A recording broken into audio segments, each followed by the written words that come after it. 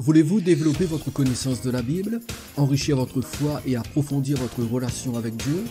Accédez à des ressources captivantes en bénéficiant des formations en ligne de Libre Accès Academy. Libre Accès Academy vous propose un parcours de théologie pratique, une école de formation de disciples et une introduction à la prophétie biblique. Mais Libre Accès Academy, c'est bien plus encore. Découvrez des trésors d'édification spirituelle inestimables en vous rendant sur notre page d'information.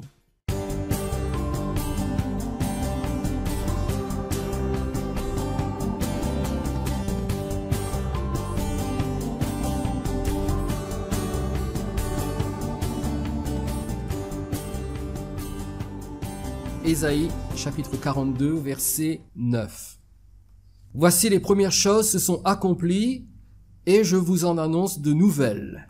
Avant qu'elles arrivent, je vous les prédis. Alors, je vous rappelle la définition que nous avons donnée. La prophétie biblique est la révélation par le Saint-Esprit de la vérité divine concernant le futur. C'est court, c'est simple, c'est concis, mais ça veut bien dire ce que ça dit. Le Saint-Esprit révèle la vérité concernant le futur. Et cette révélation, bien sûr, elle est accessible dans les Saintes Écritures et devrait faire l'objet d'une étude attentive, aimante de notre part.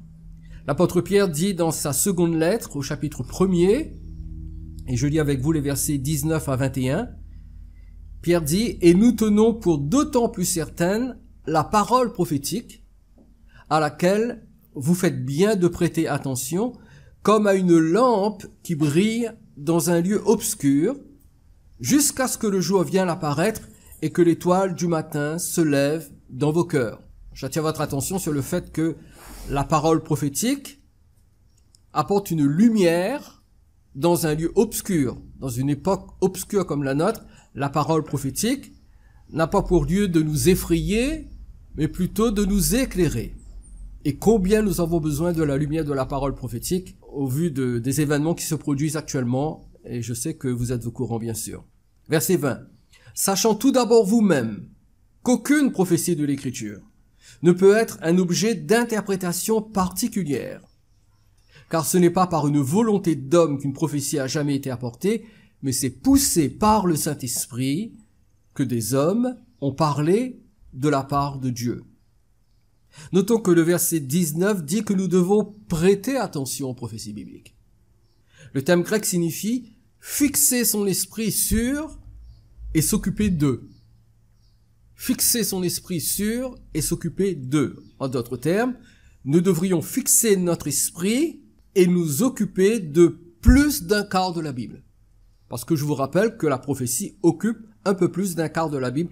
28% à peu près de la Bible est prophétique. Et nous devrions fixer notre esprit et nous occuper de ces 28% de la Bible. Alors la question est, comment devons-nous nous occuper de la prophétie biblique? Comment pouvons-nous et comment devons-nous fixer notre esprit sur la prophétie biblique? J'espère que vous comprenez la portée de ces paroles. S'occuper de la prophétie, fixer son esprit sur la prophétie. Beaucoup de croyants, enfin moi j'en connais beaucoup qui disent « Je ne lis jamais les textes prophétiques, je ne m'en occupe pas, ça ne m'intéresse pas, ce qui compte pour moi c'est la vie présente. » Eh bien c'est une désobéissance flagrante vis-à-vis de la parole de Dieu qui nous demande justement de prêter attention à la prophétie, d'y fixer notre esprit et de nous occuper d'elle. Alors comment procéder pour nous occuper de la prophétie biblique? Eh bien en appliquant deux principes. Premier principe. Ne jamais oublier que c'est le Saint-Esprit et non l'homme qui est l'auteur de la prophétie. C'est ce que dit le verset 21. C'est poussé par le Saint-Esprit que des hommes ont parlé de la part de Dieu. Bien sûr, l'homme a exprimé la parole prophétique, mais l'homme n'est pas la source de la prophétie. Le Saint-Esprit seul est la source de la prophétie. Donc, ce n'est pas l'homme, et quand je dis ce n'est pas l'homme, ce n'est pas le christianisme qui est l'auteur de la prophétie. Ce n'est pas l'Église ou nos églises qui sont les auteurs de la prophétie. C'est le Saint-Esprit. Ça, c'est le premier principe. Deuxième principe, ne jamais avoir comme point de départ les dogmes d'une confession chrétienne particulière. catholique, protestante, orthodoxe, évangélique, baptiste, anglicane, etc. Ne jamais prendre comme point de départ les dogmes d'une confession chrétienne pour expliquer la prophétie.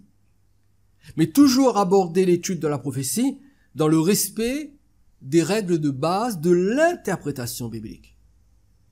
On ne s'approche pas de la prophétie avec comme point de départ ce que croit mon église particulière. Parce que toutes les confessions chrétiennes ont des avis très différents sur la prophétie. Certaines n'y croient absolument pas et la rejettent d'ailleurs. Donc le point de départ, ce n'est pas ce que dit telle ou telle confession chrétienne. Le point de départ, c'est comment est-ce que je peux interpréter correctement les textes bibliques. Cela signifie entre autres avoir le courage d'accepter que la prophétie biblique puisse enseigner une vérité qui s'oppose à la théologie de mon église, de ma confession chrétienne. Et que cette vérité nous fasse sortir de notre zone de confort, chose que nous n'aimons absolument pas. Que cette vérité nous interpelle et remette en question ce que nous croyons ou ce que nous voulons croire. C'est une des raisons pour lesquelles il y a un certain confort de s'en tenir à ce que disent les confessions et les églises chrétiennes, parce que ça ne nous dérange pas beaucoup. On est un petit peu à l'abri. On vit notre petite vie très tranquille de bien-être chrétien. Mais si on s'en tient à ce que dit la Bible, ça peut nous secouer. C'est pour ça que la prophétie biblique n'occupe pas une grande place dans les églises chrétiennes. Parce que la prophétie biblique secoue. Nous n'aimons pas être secoués. Nous aimons nous sentir bien. Mais on est rattrapé par la réalité. Donc, lorsque nous nous lançons dans l'étude de la prophétie biblique, il y a 5 règles à respecter pour comprendre le sens des textes.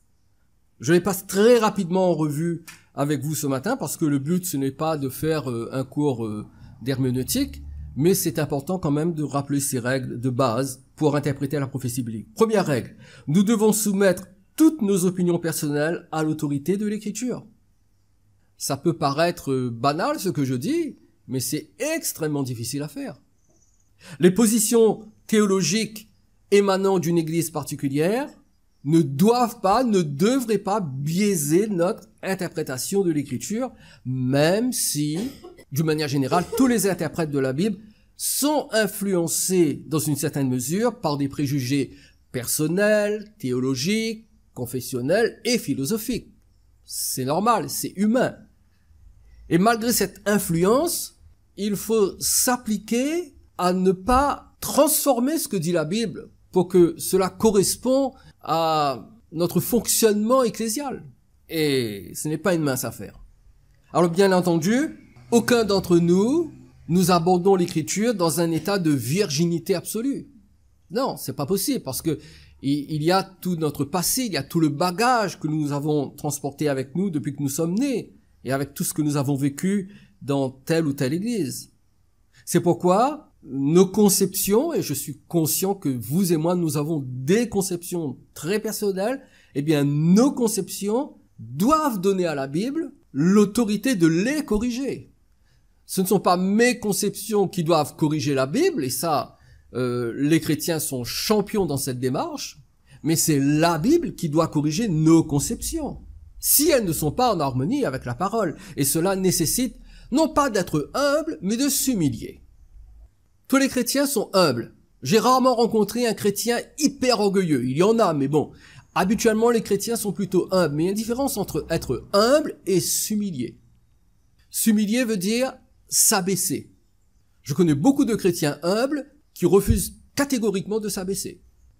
Et si vous voulez marcher avec Dieu et être en communion avec sa vérité, il faut absolument que vous soyez intraitable avec votre ego.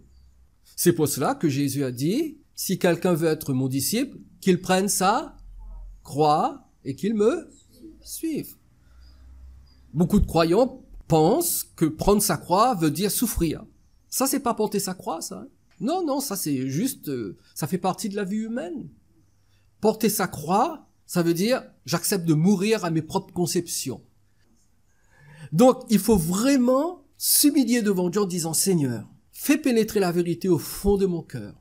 Ce ne sont pas mes conceptions, mes croyances, mes décisions, mes désirs qui comptent, mais c'est ce que tu dis, toi. Et croyez-moi, c'est le chemin de la croix que de vivre comme cela. Et c'est le seul style de vie qui plaît au Seigneur. Tout le reste, c'est du blablabla. Deuxième règle. Nous devons prêter attention au contexte. Chaque mot de la Bible fait partie d'une phrase. Chaque phrase fait partie d'un paragraphe. Chaque paragraphe fait partie d'un livre.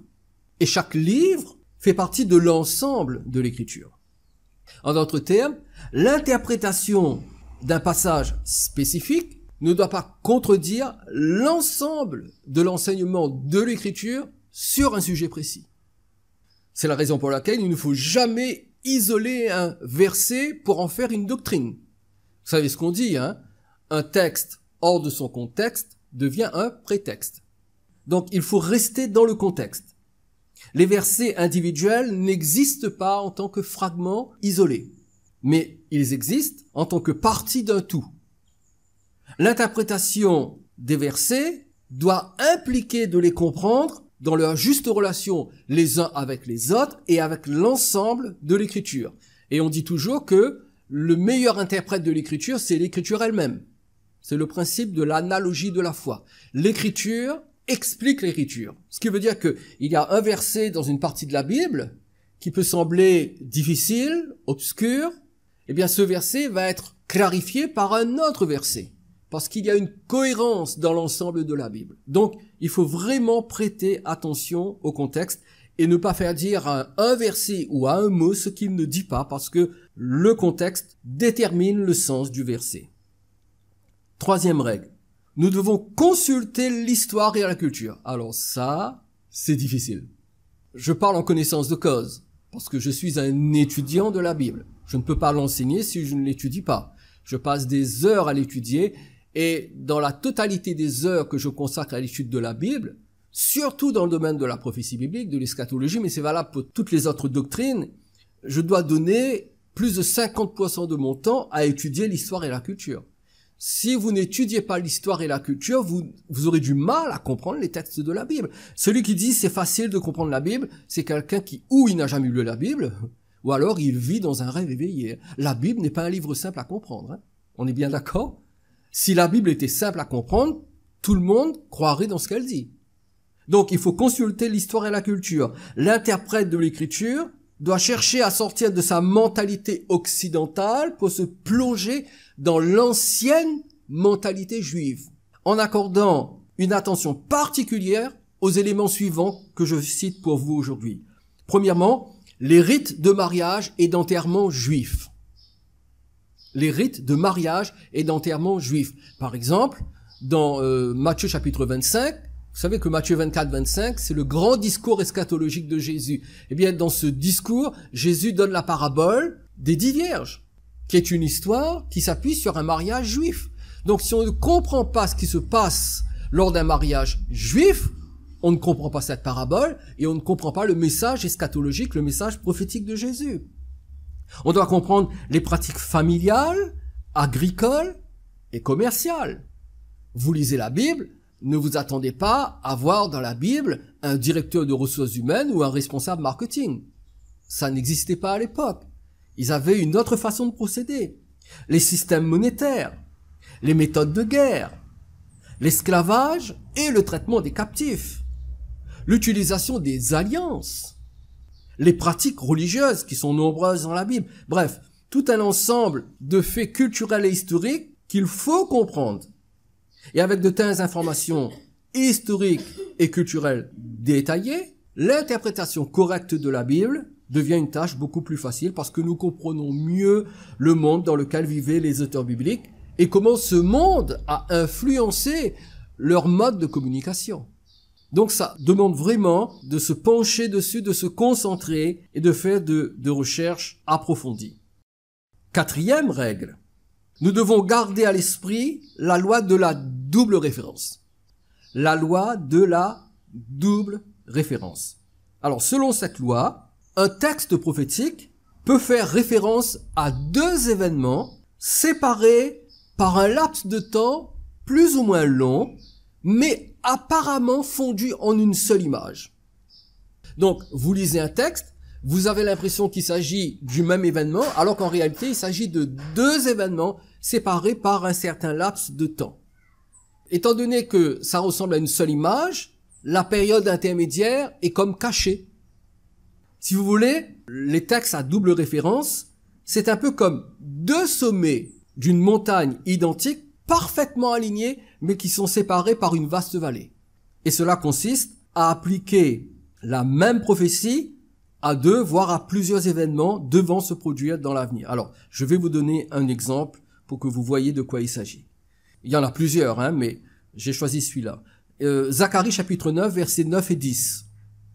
Deux versets qui se réfèrent à la fois à la première venue et à la seconde venue de Jésus. Mais quand vous lisez le texte, c'est comme fondu en une seule image. Alors regardez ce que dit Zacharie, chapitre 9, versets 9 et 10. « Sois transporté d'allégresse, fille de Sion, pousse des cris de joie, fille de Jérusalem. Voici, ton roi vient à toi. Il est juste et victorieux. Il est humble et monté sur un âne, le petit d'une ânesse. » Verset 10. « Je détruirai les chars d'Éphraïm et les chevaux de Jérusalem, et les arcs de guerre seront anéantis. Il annoncera la paix aux nations, et il dominera d'une mer à l'autre, depuis le fleuve jusqu'aux extrémités de la terre. » Donc, deux versets qui s'enchaînent, et on a l'impression que c'est un seul et même événement. Eh bien non.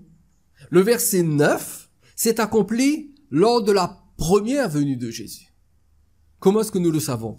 Eh bien, à cause de ce qui est écrit dans Matthieu chapitre 21, les 5 premiers versets.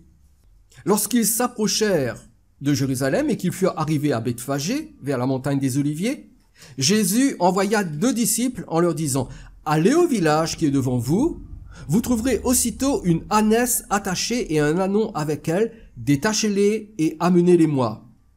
Si quelqu'un vous dit quelque chose, vous répondrez « Le Seigneur en a besoin ». Et à l'instant, il les laissera aller. Regardez bien ce qui est écrit au versets 4 et 5. Or, ceci arriva afin que s'accomplisse ce qui avait été annoncé par le prophète. Et nous savons aujourd'hui qu'il s'agit du prophète Zacharie. Verset 5. Dites à la fille de Sion, voici, ton roi vient à toi, plein de douceur, et monté sur un ânon, le petit d'une ânesse.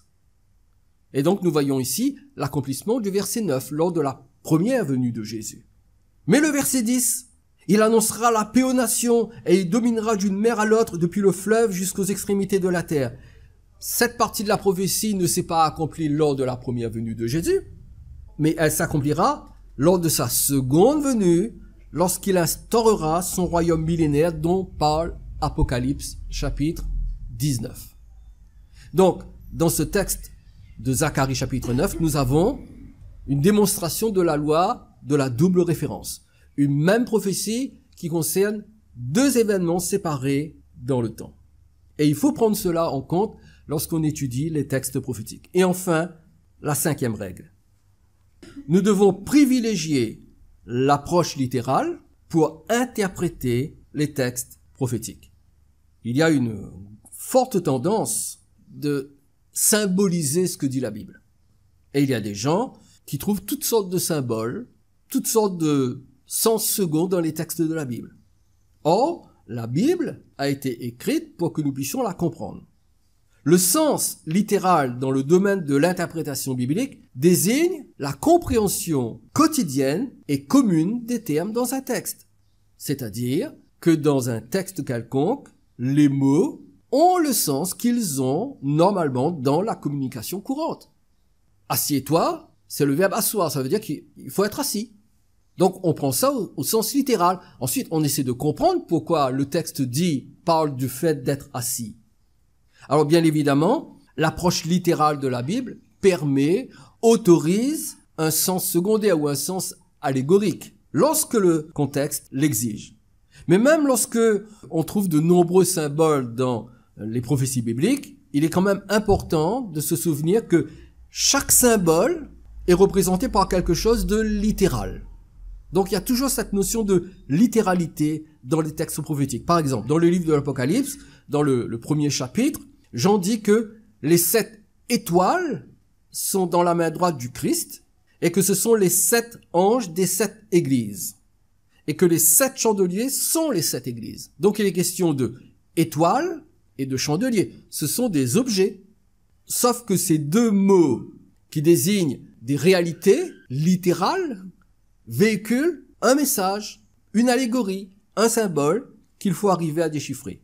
Alors, c'est sûr qu'il n'est pas toujours facile de déterminer quand un passage doit être pris dans un sens littéral ou figuratif. Mais il y a quand même quelques principes, quelques lignes directrices qui sont utiles si on veut déterminer quand prendre un texte dans un sens littéral ou dans un sens figuré. Il y a 3 lignes directrices, je vous les donne rapidement. Premièrement, on prend un texte dans un sens figuré lorsque le texte est justement manifestement figuré. Exemple, quand Jésus dit dans Jean chapitre 10 verset 9 « Je suis la porte », faut pas le prendre dans un sens littéral. C'est dans un sens figuré, vous êtes d'accord avec moi? Quand Jésus dit « je suis la porte », il utilise un mot littéral d'une réalité physique, mais il faut le prendre dans un sens figuré. Je suis la porte, je suis une ouverture, je suis le commencement, je suis le passage.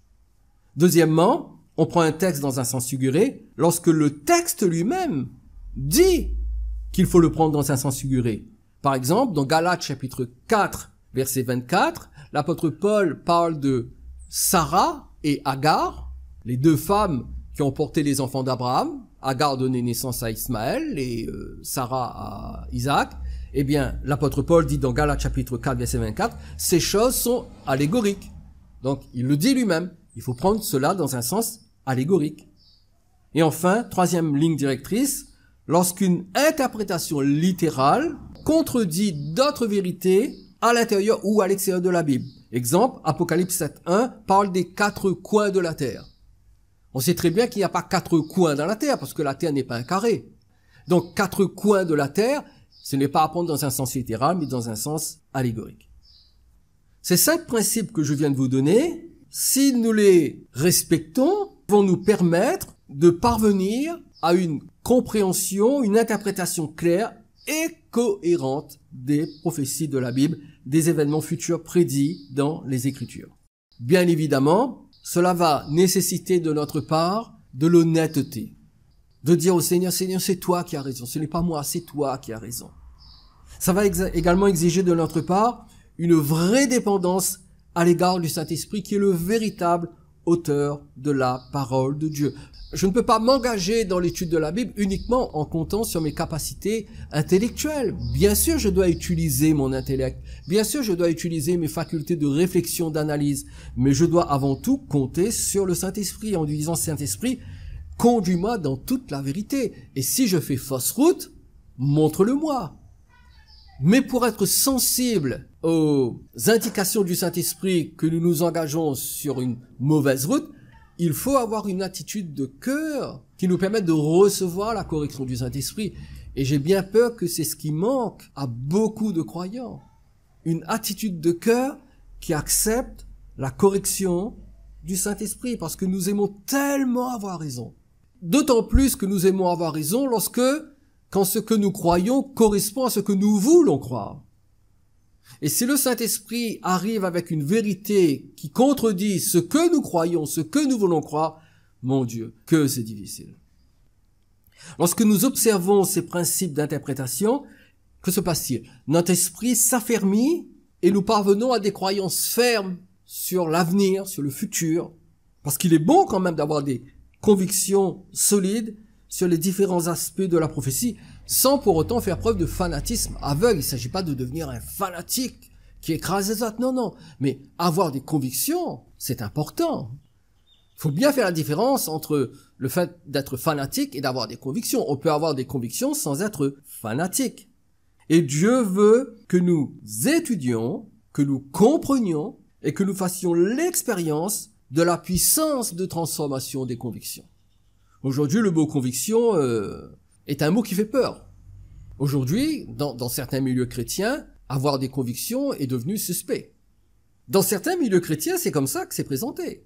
Il est dangereux d'avoir des certitudes. Et si quelqu'un a une certitude, des certitudes et les expose librement, on le regarde de travers. Comment peux-tu avoir de telles certitudes? Sauf que la vérité de Dieu n'est pas relative. La vérité humaine, elle est peut-être relative, mais la vérité de Dieu, elle n'est pas relative. Vous savez ce qu'on dit, la vérité n'a qu'une seule couleur. La vérité de Dieu n'a qu'une seule couleur.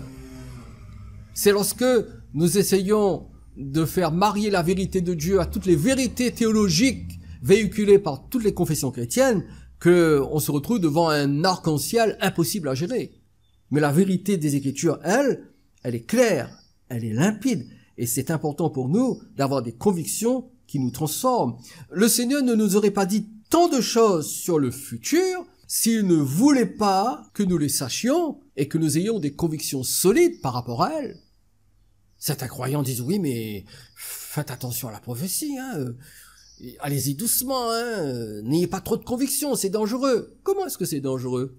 Donc Dieu nous donne quelque chose, il nous dit de prêter attention, de fixer notre esprit sur cette chose, et cette chose serait dangereuse. Elle est dangereuse si on ne respecte pas les règles d'interprétation, mais si on les respecte, non seulement elle n'est pas dangereuse, mais elle est source d'édification et de consolation. Alors oui, je l'affirme, il faut avoir des convictions.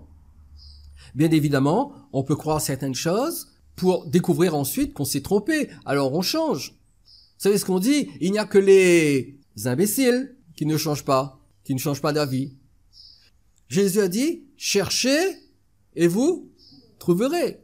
Quand vous cherchez quelque chose, tout d'abord, vous dirigez vers le mauvais endroit. C'est comme ça que ça se passe, non?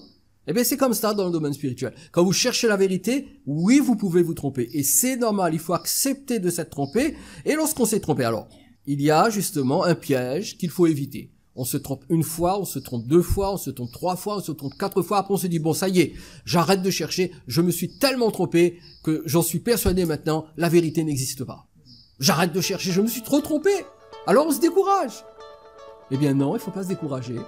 Même si on se trompe 1000 fois, il faut continuer de chercher jusqu'à ce que l'on trouve la vérité. Jésus dit dans Apocalypse chapitre 22 verset 12, « Voici je viens bientôt et j'apporte avec moi ma récompense pour traiter chacun conformément à son œuvre. » Les deux vérités contenues dans cette déclaration du Christ doivent être inscrites dans nos cœurs. Premièrement, Jésus revient bientôt. Tout comme il est venu une première fois, il y a un peu plus de 2000 ans, il reviendra une seconde fois. Deuxièmement, il reviendra pour traiter chacun conformément à son œuvre. Cela signifie que chaque être humain devra rendre des comptes pour la vie qu'il a vécue sur terre. Qu'avez-vous fait de votre vie? L'avez-vous vécu avec Dieu ou sans vous intéresser à ce qu'il attend de vous? Vous êtes né dans un état de séparation d'avec Dieu, mais il a donné Jésus son Fils pour vous réconcilier avec lui. Avez-vous fait la paix avec Dieu? Quelle est la récompense que Jésus vous donnera lorsqu'il reviendra? Serez-vous récompensé pour la vie éternelle dans la gloire du ciel ou par la perdition dans l'enfer de la séparation éternelle? Si vous ne l'avez pas encore fait, tournez-vous vers Jésus-Christ de Nazareth. Croyez dans sa mort et sa résurrection et soumettez-lui votre vie entière. Il pardonnera vos péchés et remplira votre âme de la paix, de la réconciliation avec votre Créateur. Croyez en Jésus et entrez dans le salut qu'il vous offre aujourd'hui.